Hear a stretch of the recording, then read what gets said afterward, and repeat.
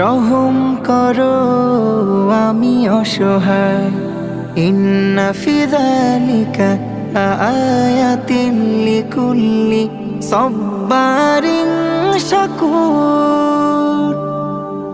আমি অশ্রু ছড়াই অনুতাপে, আশা পুষে রজনীশ পাপে।